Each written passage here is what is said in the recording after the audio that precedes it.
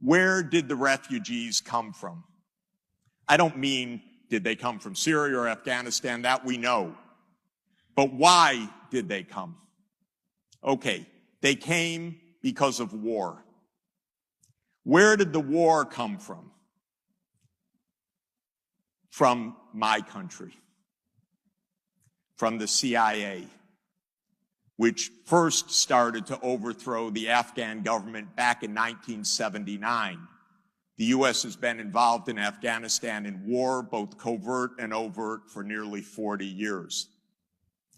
Iraq, absolutely against international law, of course, perhaps often called the most dreadful foreign policy decision in modern times, an absolutely unprovoked war, killed hundreds of thousands, displaced millions, created disaster, blowback, and refugees.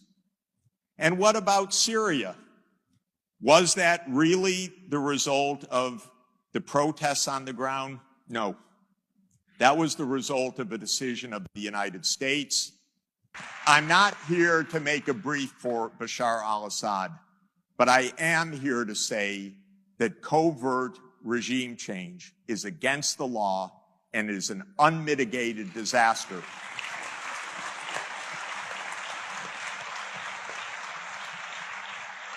But the problem is, where was Europe's foreign policy?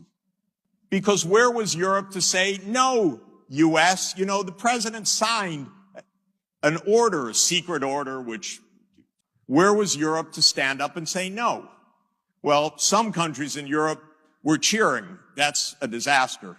Most were not cheering, but most were completely silent because there's no foreign policy to speak of. So the idea that the only policy is to debate should we accept refugees or not is not right. The real policy is stop the wars that are producing them.